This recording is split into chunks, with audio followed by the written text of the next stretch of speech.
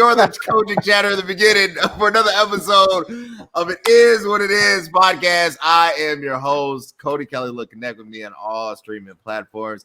You know where to reach me. You can subscribe at the link below. We'd love to hear from you. We have an amazing episode focusing on the election watch. I have, again, one of my two favorite guests, juggernauts in their own right, the good doctor, Jonathan Shepard, and the capital venturist and just philanthropic financier and just corporate amazing guy, and the Right Reverend Elder Derric Scott. How are you guys doing today?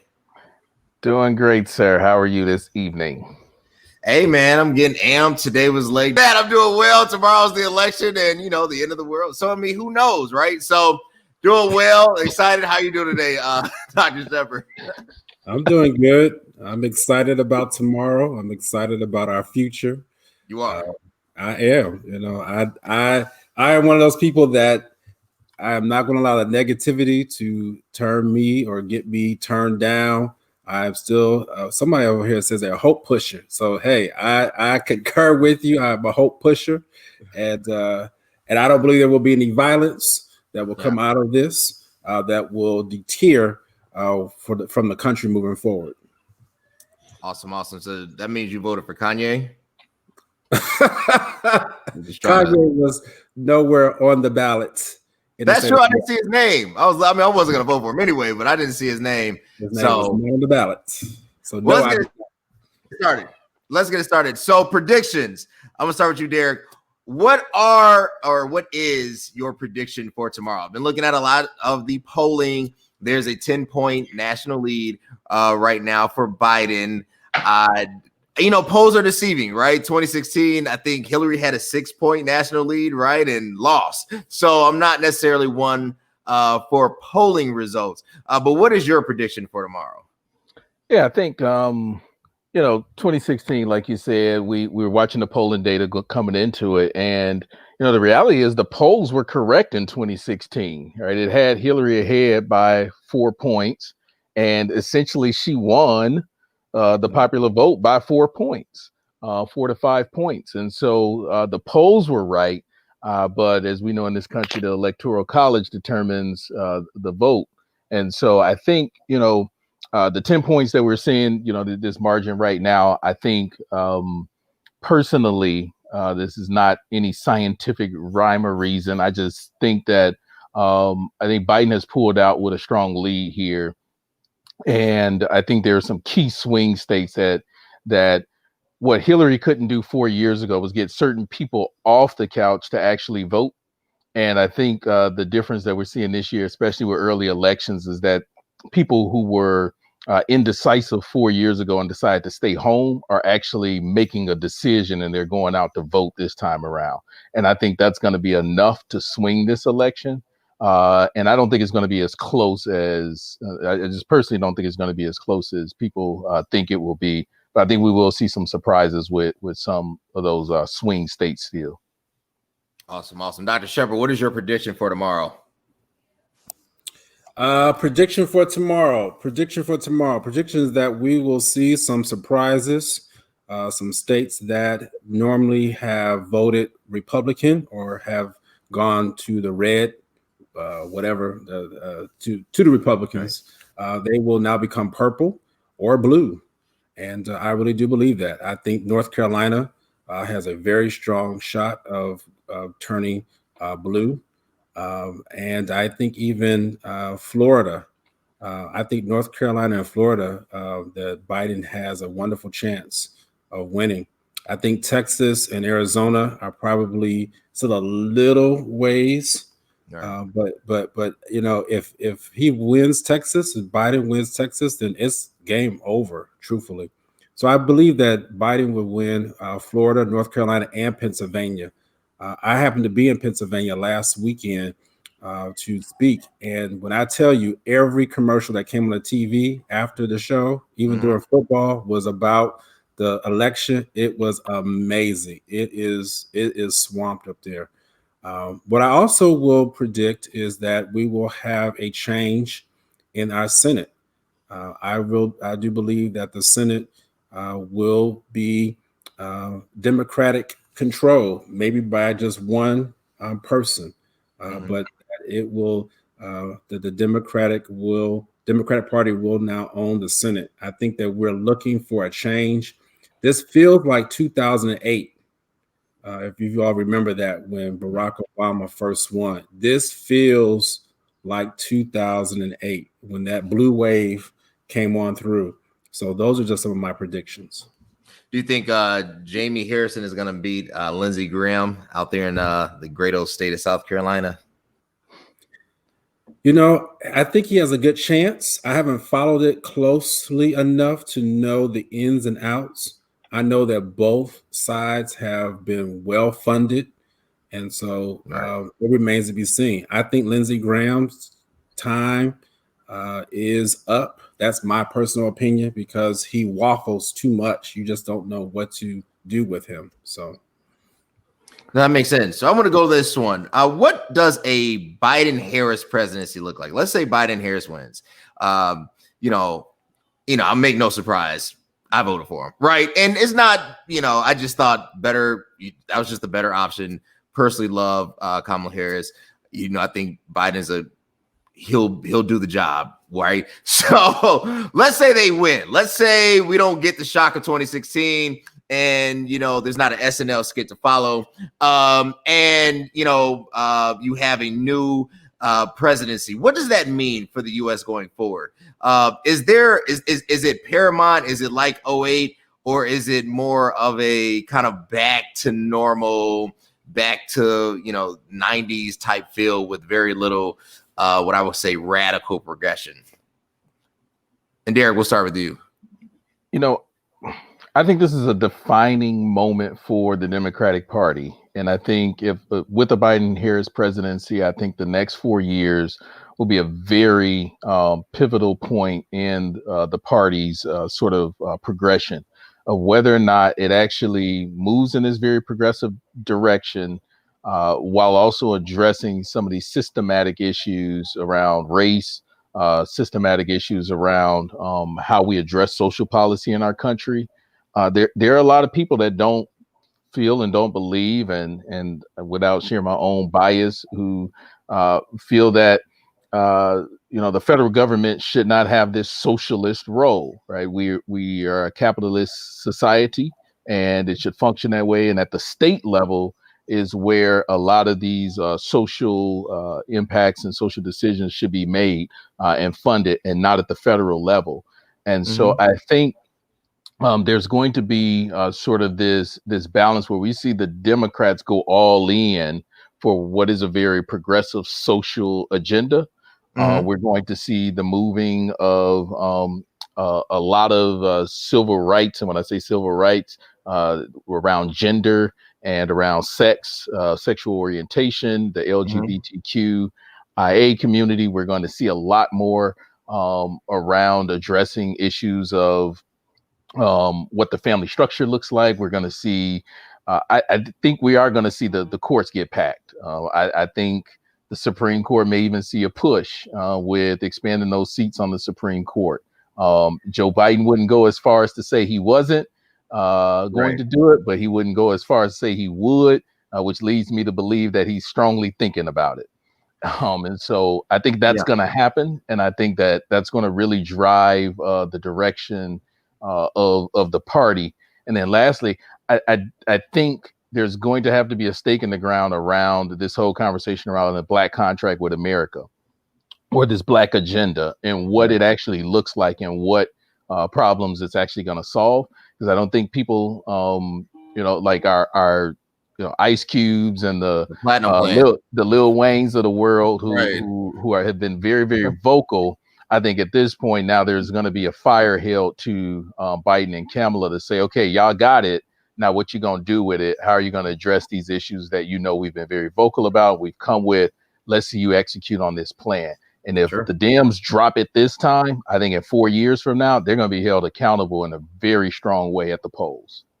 So you think that the Lift Every Voice plan will actually come into some sort of implementation? I think it's the plan itself is noble, but I don't think that it's comprehensive in addressing sort of specific needs and specific goals that target the African American community. I think a lot of it is broad, like things like we're going to expand tax credit programs that directly benefit Black and Brown communities, but that doesn't necessarily say we're going to move the economic wealth gap for Black and Brown communities.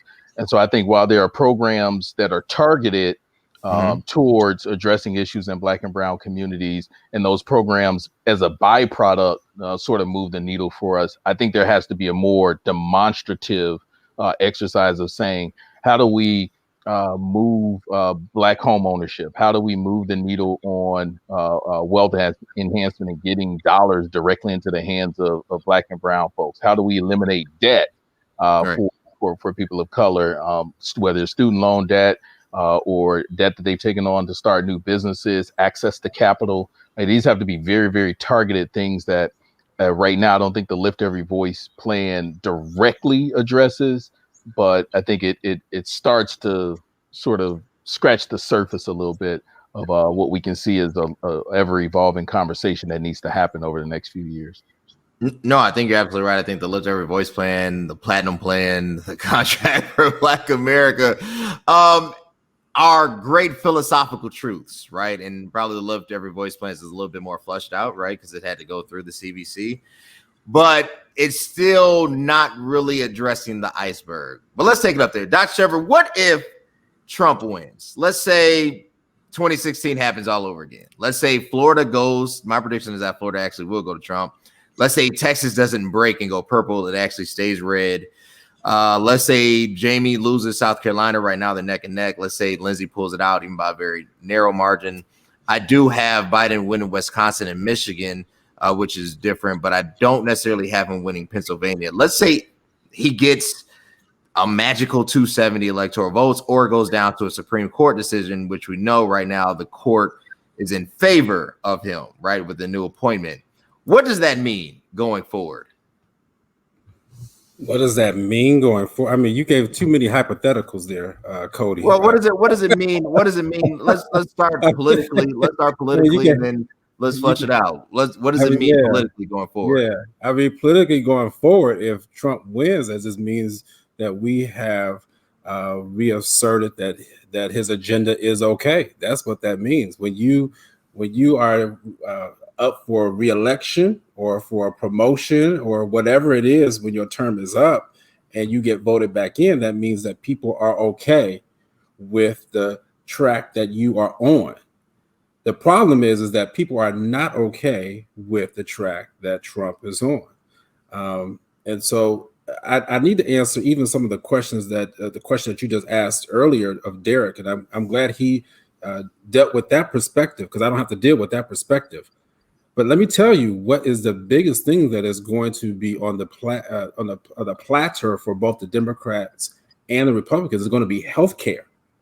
The reason why Trump is losing is not because of economic, is not because of the racial injustices. It is because he got COVID-19, period. I stand by that. If he had not gotten the coronavirus, we would probably see the polls be even tighter and maybe even shifted. When he got the coronavirus and he was cavalier, and those people who we've had 220 plus thousand people die. We're approaching 230,000. Everyone in this country knows someone who's been affected by this virus. And when our leader was cavalier, the people said, no, we can't take that anymore.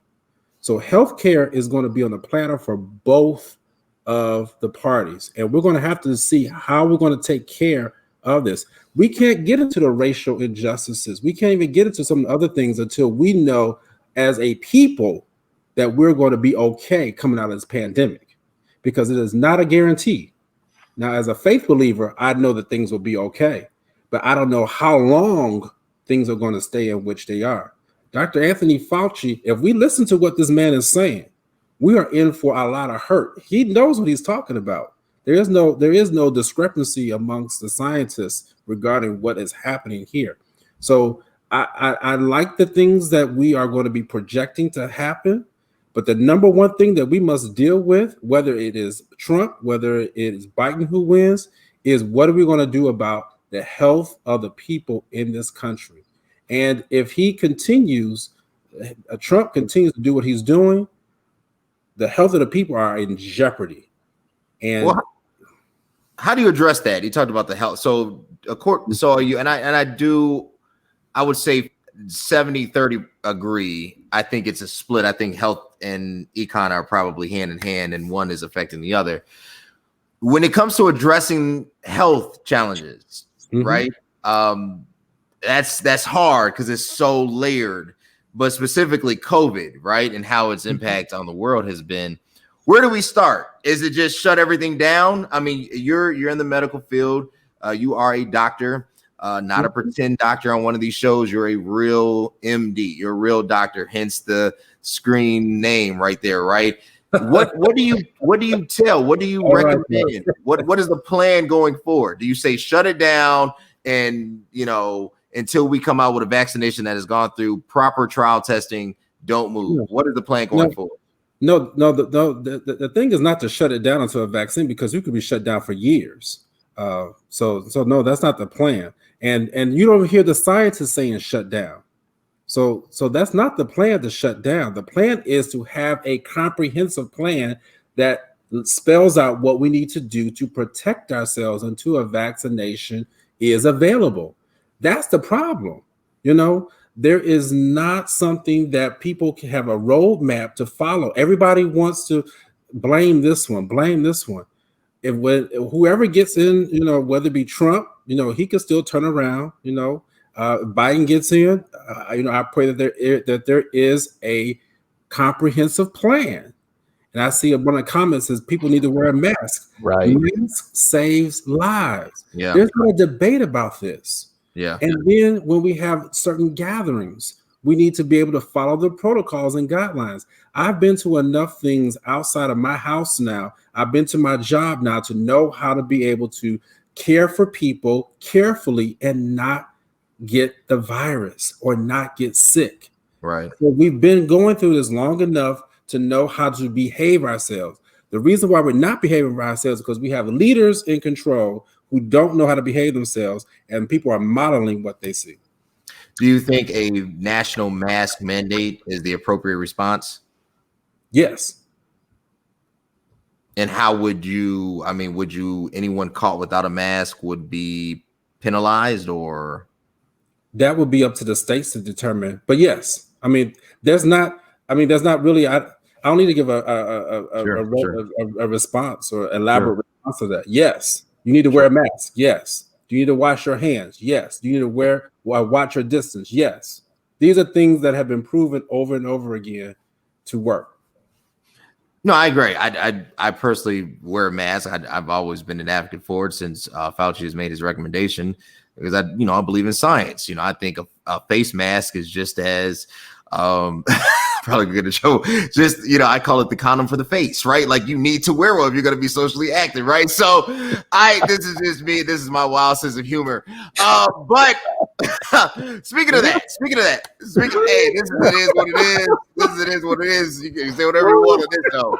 So when we talk about translating it now, so live in Chicago, right? You guys are native Chicagoans. So our COVID guidelines, new restriction ordinances went into practice last weekend, right?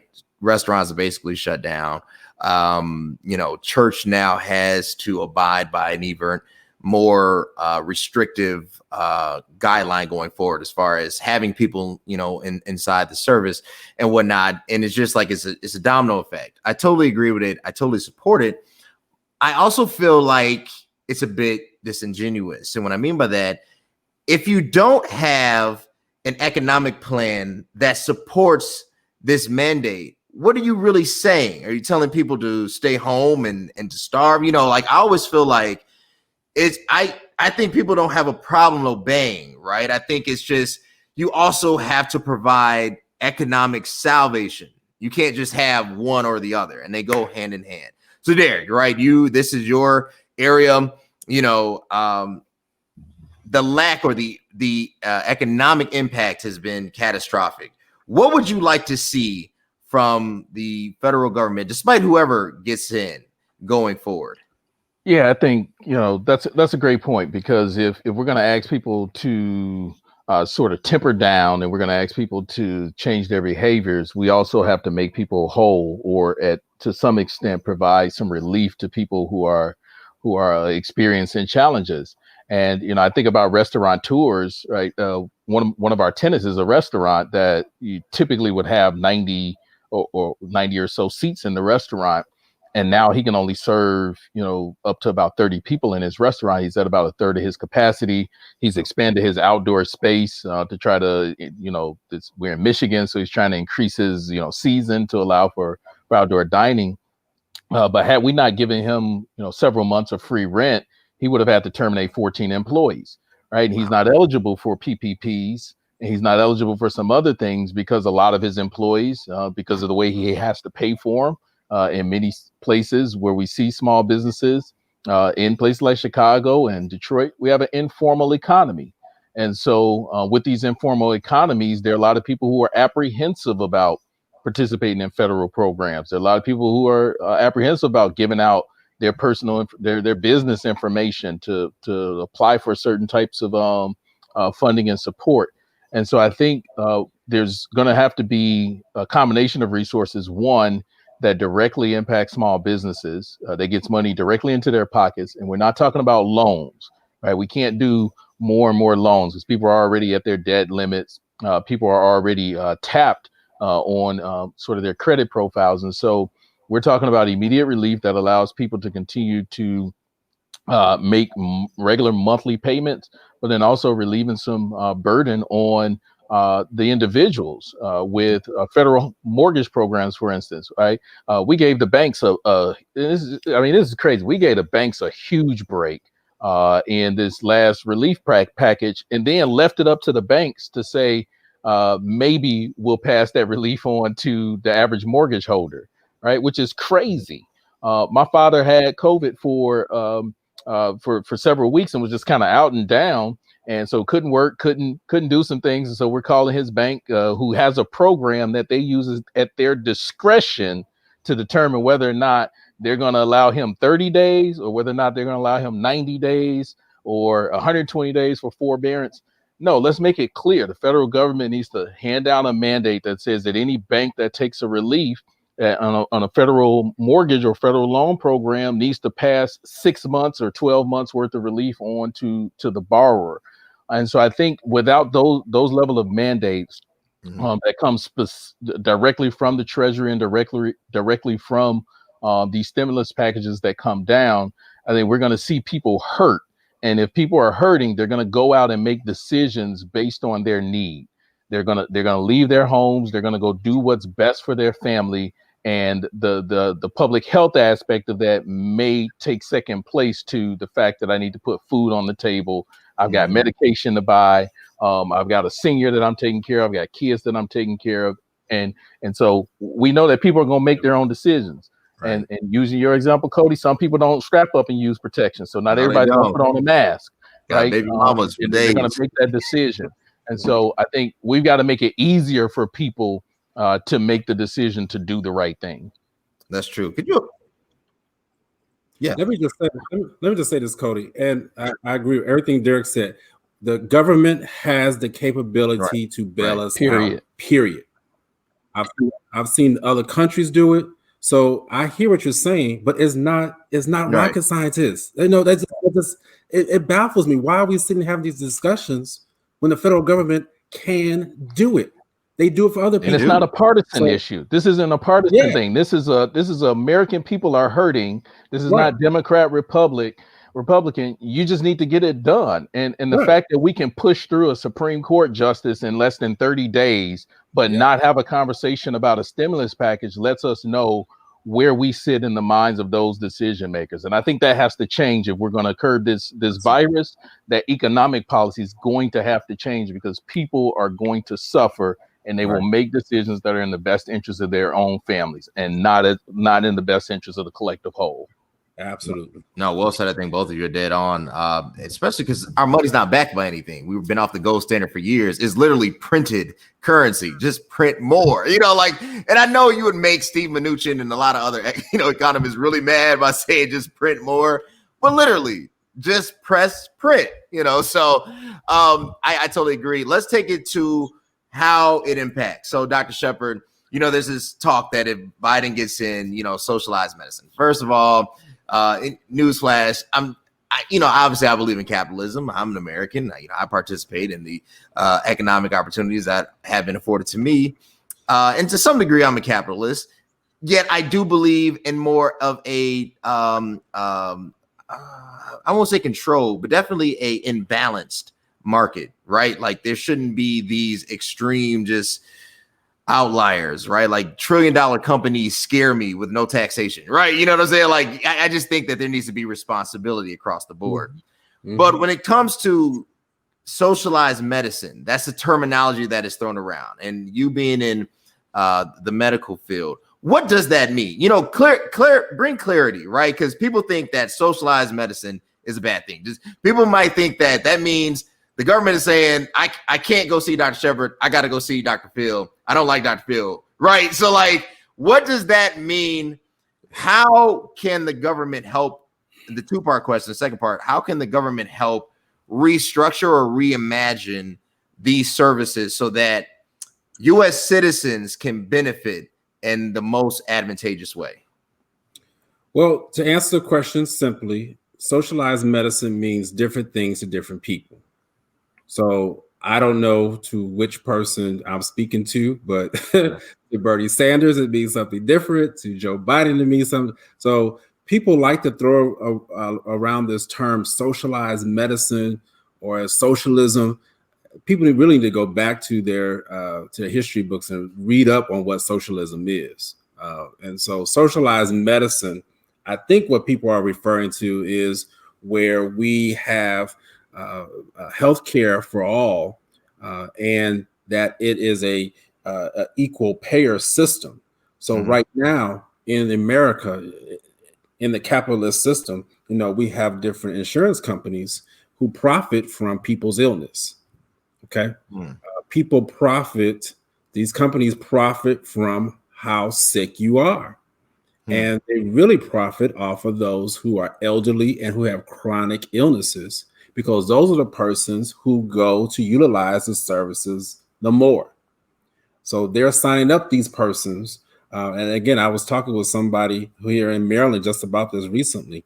And so we have to understand that the way in which our system right now is set up for these big profits to be made off of the misfortune of other people. Yeah. In socialized medicine, these profits should not be as big. They may be there, but what it is creating a healthcare system where people cannot profit as much from a person's physical or mental illness. And I say mental illness because when you look at our system right now, until Obamacare, mental illness was really not even covered by most insurance programs, if you didn't know that or not. And still, even to this day, it is the state programs, the state Medicaid programs that actually provide the best mental health care. Wow. You need to go check your plan. And in addition to that, you would, for those who have mental health issues, you could only get a certain number of sessions. So if you're depressed, you can only get 15 sessions in a whole year. You telling me I got to get healed in 15 sessions? Right. So, so when you talk about socialized medicine, we were looking at healthcare plans that would provide certain benefits so that people are not taxed. And again, I'm just keeping it very simple as much as possible, layman's terms, where people can receive hopefully the same type of healthcare. Because the problem also now with our system is that there's different levels of care. And because if you don't have a job in this country, many people can't have healthcare benefits, which is why we're seeing so many people go into our emergency rooms and filling up those areas, using up all those resources. So really our system is broken, because now when you go to the hospital for routine preventative care, you have now utilized so many dollars that hospitals are now literally trying to cut off how many people can go into the emergency rooms. That's why all these urgent care centers are popping up, you all, because they're trying to cut the number of people going into emergency rooms. It's kind of working, but it's really not working, truthfully. So again, I'm giving a long answer because I'm just kind of breaking down some things that as you want to kind of compare and contrast what we have now as to what people are hoping that we can move towards. I'll say this one last thing: prescription drugs. You got to know that under our system right now, it makes no sense why a diabetic medication, why asthma medication is 3, sometimes 10 times more in this country than in another country, and it works the same way. Something is wrong with that picture, you all. And so in socialized medicine, hopefully what they would tend to, and I use that word loosely, that what they're looking toward is lowering prescription costs so that it is an equal playing field across the board. So those are just some of the tenets of what you would see in that type of move. No, that's good stuff. That's good stuff. No, I totally agree. As one who deals with type 1 diabetes, right? Like even the amount of information, like I have my Dexcom, so I don't have to prick my fingers. Stuff just sends my phone. I know where I am at all times. If I go too high, it tells me too high, too low. It's kind of weird. I feel like RoboCop, but at the same time, there are people in other neighborhoods that don't even know this technology exists. You know what I'm saying? And dealing with either a form of diabetes or the same form, and yet my health is treated differently because of my circumstance. And I think that's where I have problems with that, right? Like, I think that everybody should receive help. It shouldn't matter, because I have this job or whatever, I can have access to something that would prolong my life, at least more efficiently, right? And be made aware of it sooner. Where are we going, Dr. Shepard? We'll start with you and then Derric. And you can address this from a medical standpoint. Is there like you talked about, the pharmaceutical companies and how it's really based and set up for profiteering. And I know this medicine is expensive. It's crazy. And, if you invest in like Johnson & Johnson, they do give dividend payouts, so like, it's just crazy how much money is just wrapped up into other people's illnesses. Where does it collide? Like, where are we going? Are we coming to a point where it's like, that we have a lobbyist or a PAC group for doctors that are fighting against things like this so that we can make sure that we're able to attend to our patients? What is that dialogue that we don't hear or see? Well, actually, you're starting to hear the dialogue. The coronavirus has brought the dialogue out. Okay. And again, the coronavirus has done so much this year. It's brought out, like I say, it's ripped the Band-Aid off of so many of the ills of this country. The ills were already present, but this coronavirus has just stirred up so many different ills. Sure. So for the doctors, it's a hard way for us to go. I'll be honest with you, doctors are hurting right now. This coronavirus has affected my pocket and others' pocket. Regardless of what Donald Trump says, he don't know what he's talking about. We have not profited off of the coronavirus. Lord Jesus, I felt something else come up. Yeah, you can cuss all here. No, I'm just joking. You're the host of It Is What It Is. I have a reputation outside of It Is What It Is. Hey, I want to come on, Derric. I gotta hold on to that. Hold on, brother. Hold on. I'm gonna just nudge you. I'm just nudging. I felt those words. I felt 4 letters. I just wanted to see where you was going with it. No. I was just gonna say the devil is a liar. This man get up here talking about the doctors are profiting. Right. I can believe that. Every doctor should have been offended No. by what this man said over the weekend. Doctors are hurting, hospitals are hurting. And so for us, it is a strain right now Yeah. because there's so many doctors who have lost money, they've lost their practices, they've lost their ability to even work in some areas because of the coronavirus. They've had to shut down their practices. I know where people who worked in hospitals where two doctors moved out, two cardiologists moved out of a city in Pennsylvania, where I was just last week. Sure. And now there's only one cardiologist because they didn't have enough money to keep those two doctors there because all the elective procedures got cut. So now what are people supposed to do? So how am I answering your question? Sure. As a physician, it is a hard way to go. It is a struggle, because we want to be able to make our livelihood. We want to be able to make a living. This is the passion. This is the practice that that I have that God has given to me. Right. But I don't want to profit, and most doctors do not want to profit off of people's illness. So there's a way, and hopefully I'm No, that makes sense. demonstrating this as clearly as I can, because there's a pull. It's a tug of war for us. Yeah.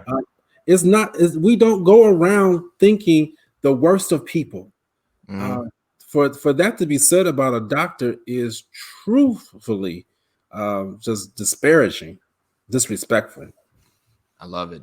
Derric, where are we going? There's let's talk about economically then socially, right? Right now, Wall Street, you have unofficial reports that saying, they're becoming more in love with the Biden administration or Biden presidency.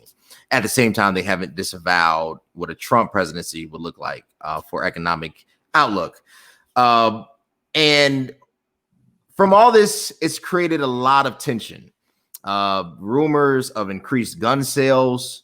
You see I guess they were heading to Texas, right? And a Biden tour bus was surrounded by, a lot of Trump supporters, and it almost created this kind of crash, and it was this real kind of toxic scenario. What is happening, right? Like, where is this thing shifted? Is it pregame jitters, or is this really alluding to something down the road? Like, it doesn't end tomorrow. Like, whatever tomorrow's result happens, the economic fallout will be what? What does that look like, Derric?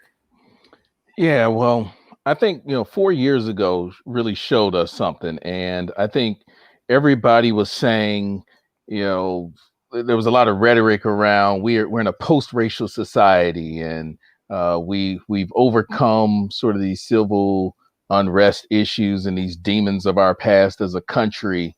And I remember posting 4 years ago, I said, if that's so true, then why is Donald Trump more than just a comical interruption in our political agenda?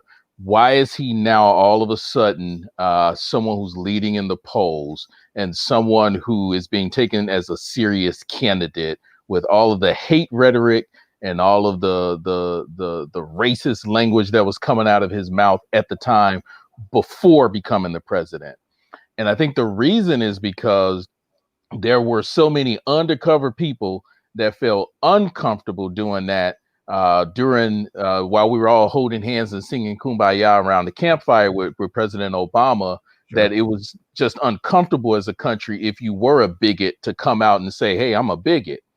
But then Donald Trump came along and made it okay. He made it okay for you to use certain type of rhetoric, and not only use the rhetoric, but now see that there's not going to be recourse, as we saw in Virginia when the riot broke out there, and he praised the white supremacists as simply being good people who were both exercising sides. There were good people on both sides, right? Yeah.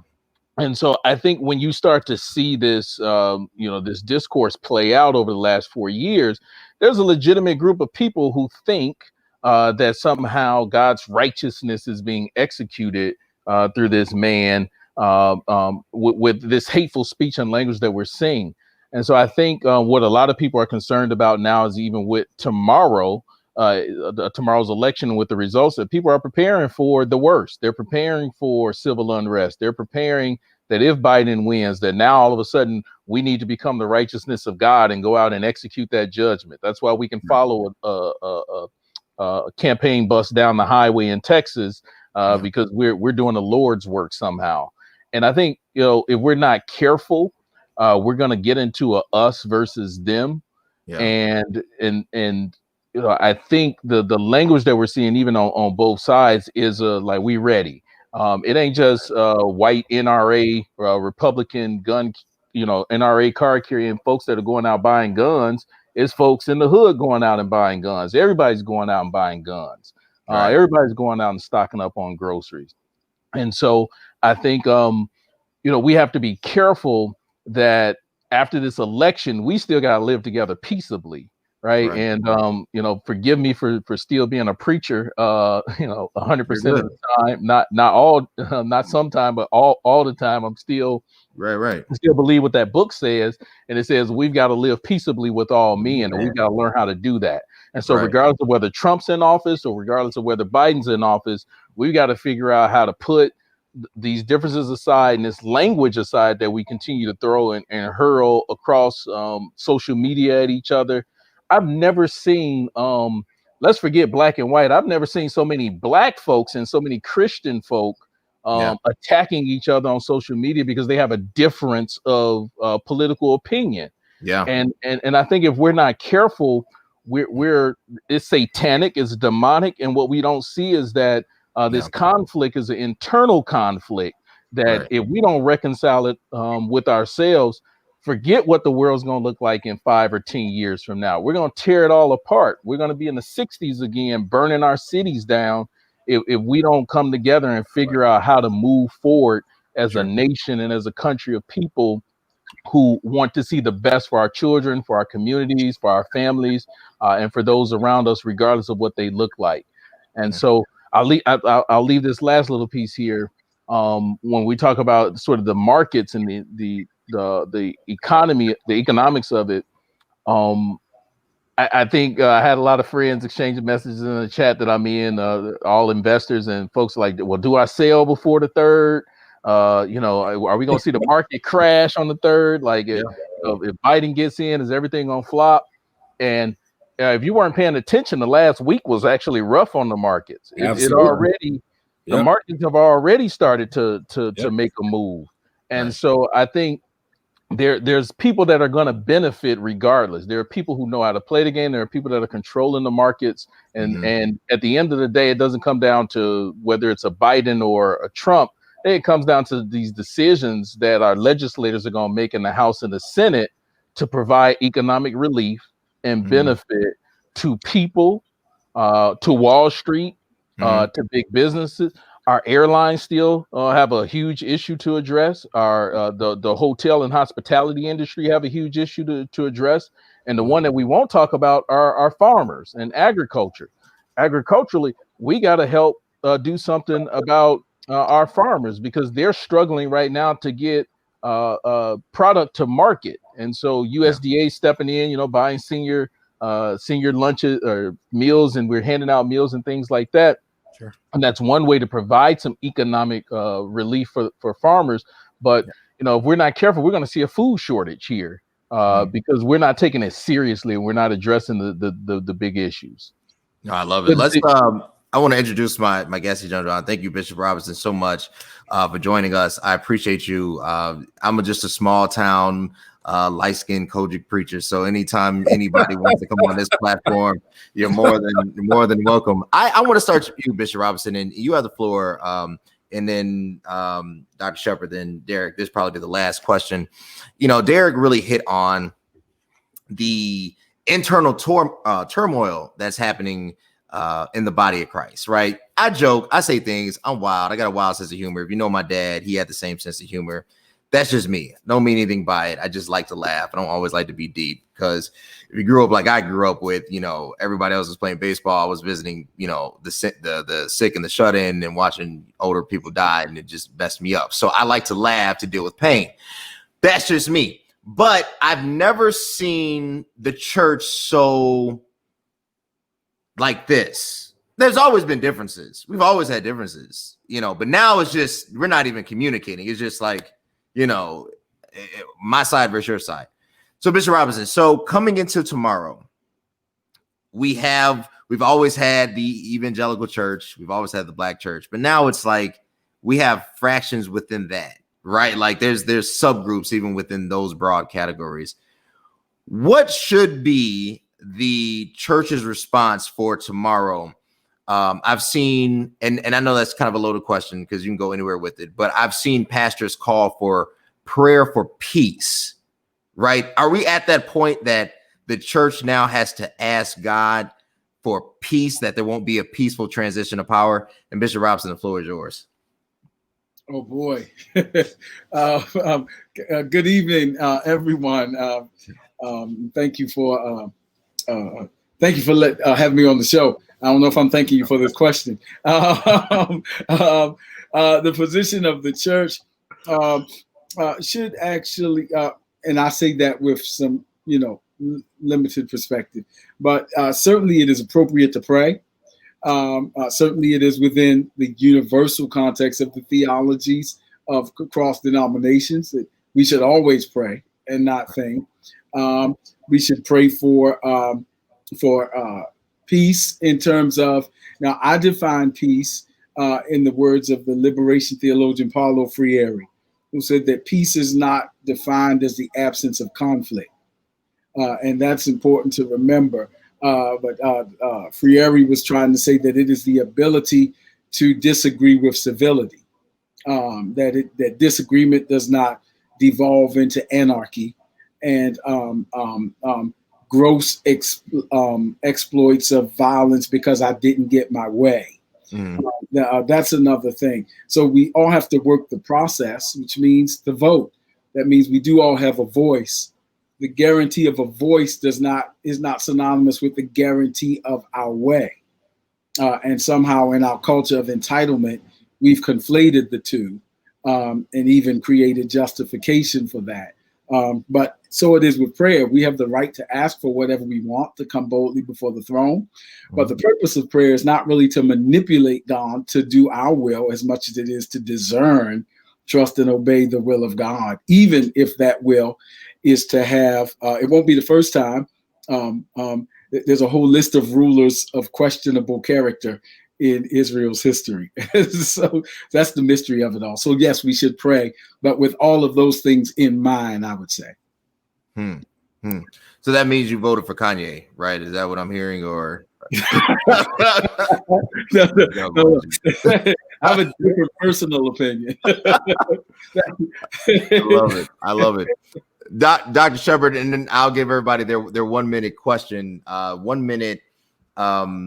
What is your message? And we'll make it specific, right? What is your message to the medical field? Let's say you were invited tomorrow to speak to all the medical doctors in the U.S. and you had to tell them something that was correlating to this election. What would that be? Oh, that message would be simple. That message would simply state, first of all, you are needed. You are needed, you are important, and you are valued. That would be the themes that I would resonate throughout all of my speaking to them. You're needed, you're valued, and you're appreciated. And we have the intellect. God has afforded us the intellect to deal with the problems that we're facing. And then at the end of it, I would encourage them, because so many doctors have spent so many hours. I'm working at a rate at which I have not worked at since I was in residency, and I wasn't getting paid in residency. And even now, my salary had been cut, but thank God he continues to, provide for me and be able to restore me back to where I was. But again, I say that with all humility, because with all that, it wasn't about the money. It is about our ability to serve mankind. And that is what I would encourage them to remember, why we are here, the purpose for what we were created to do, and that is to serve mankind. I love it. Derric, same question. If you were invited to all the investors and, you have the economic floor and, everybody's wondering, should I sell? Should I, hold on? Me personally, I'm going to just be honest, and I want to get in trouble with the SEC. I'm not about to dump any of my stocks. Just wait till it gets low enough and then I'll buy some more. So what would you tell them? Good Reverend Derric.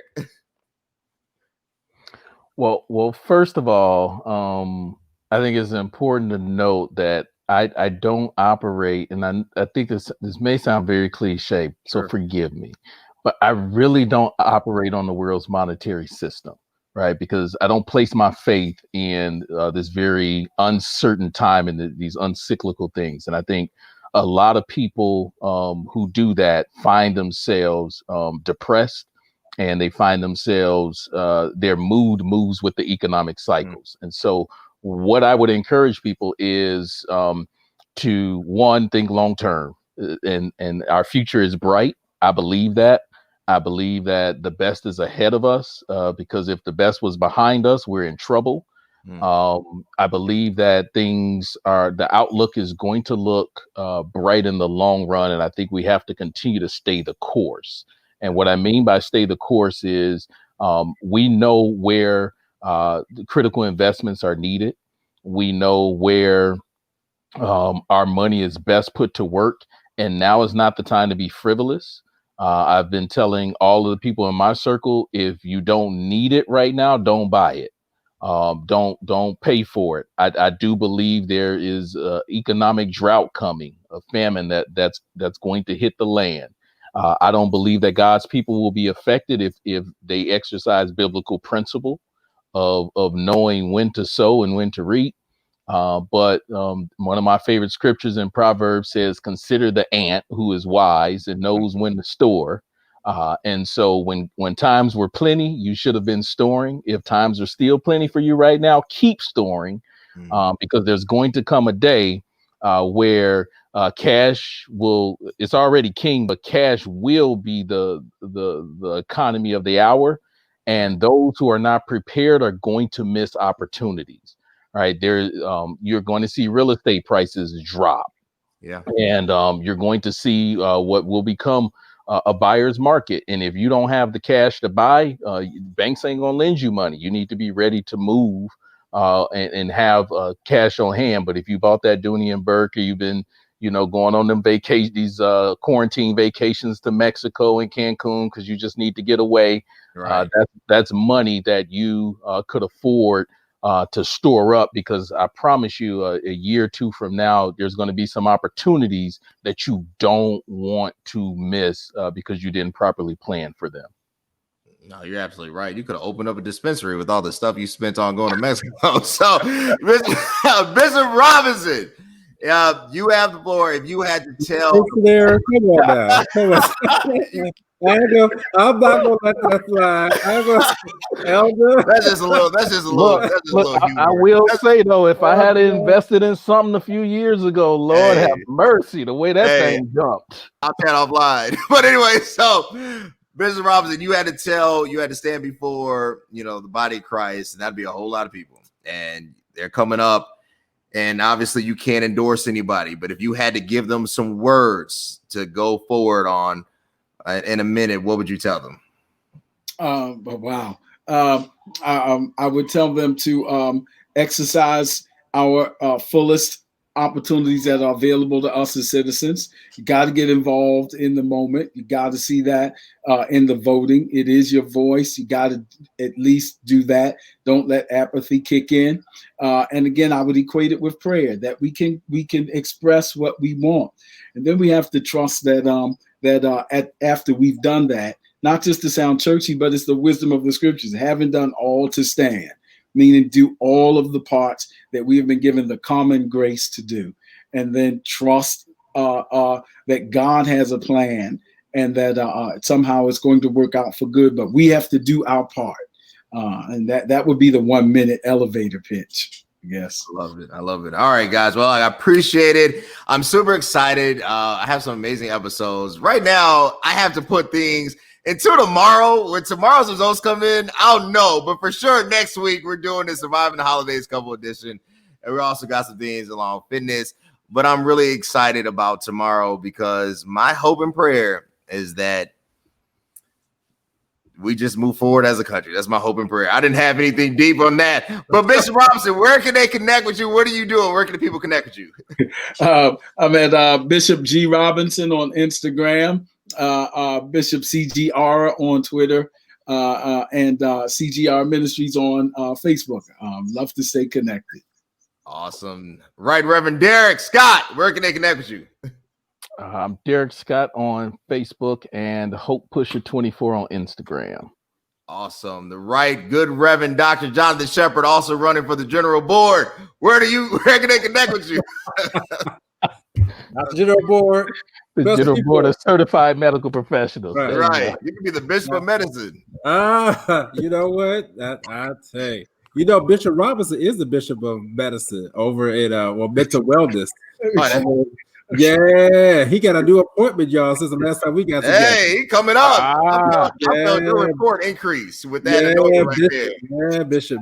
Yeah. Now look, I am running for trustee board in Koji. So that that is the truth. So amen. I'll leave that alone. Who is the trustee right now? I think I know. Who is the trustee right now? Who's in the office? There's 15 of them. Oh my gosh, that's it's not just one, it's 15 of them. We got to get Cody to General Assembly. Right, yeah. Right, yeah, my bad. I don't be paying attention during that. Yeah. but we can reach out to me, Jonathan Shepherd. You can hit me up on Facebook, Dr. J Shep, as far as Instagram, Twitter. You can check me out on YouTube. And I must mention Spirit in Mind, which is on Saturdays, which these two brothers have been on. And so we have had a wonderful relationship that continues to draw us closer together. But myself and Bishop are co-hosts of that. And it sounds like we're going to have Cody and Derric back on we got to very, very soon, because these discussions are wonderful. And so that's Saturdays at 12 noon Eastern Standard Time. I must promote that. Awesome. I love it. Look, connect with these guys. These guys are really doing great things, not just in the body of faith, but in the world. I mean, we're talking about from academic studies with Bishop Robinson. We're talking about in the medical field, Dr. Shepherd. We're talking about in the economic field. Derric is somebody. And if I ever need any money, he's going to be the first person I call because I know Derric is good for it. I appreciate you guys so much. Till next time. Thanks. All right. See you. Peace.